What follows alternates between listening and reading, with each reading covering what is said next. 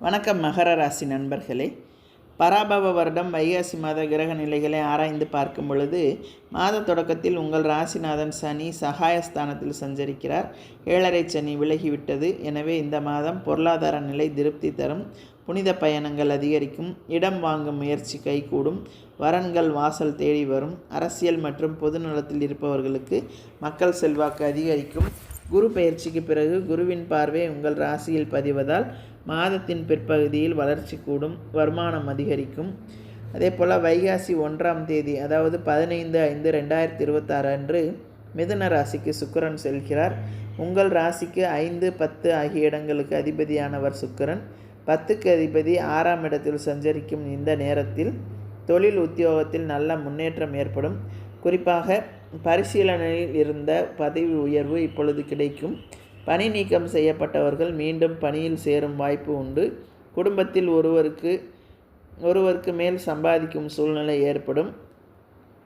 பழைய பாக்கிகள் வசூலாகும். அரசு சம்பந்தப்பட்ட காரியங்களில் இருந்த தடை அகலும்.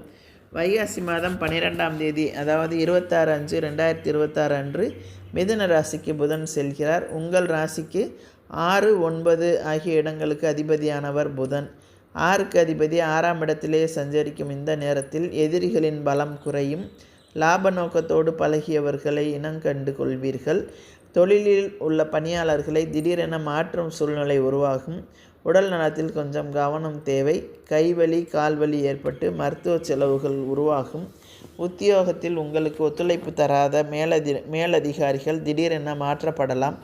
அதே போல் வைகாசி 26ஆம் தேதி 9/6/2026 அன்று கடகராசிக்கு சுக்கிரன் செல்கிறார். அங்கு குருவும் சுக்கிரனும் இணைந்து சஞ்சரிக்கிறார்கள்.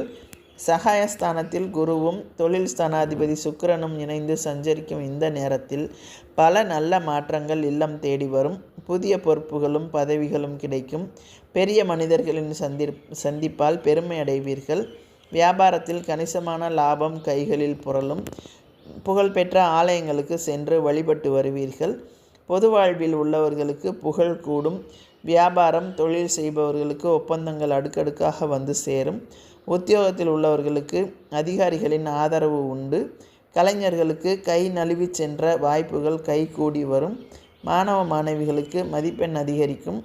பெண்களுக்கு தைரியத்தோடு செயல்பட்டு சாதனை படைக்கும் சூழ்நிலை உண்டு.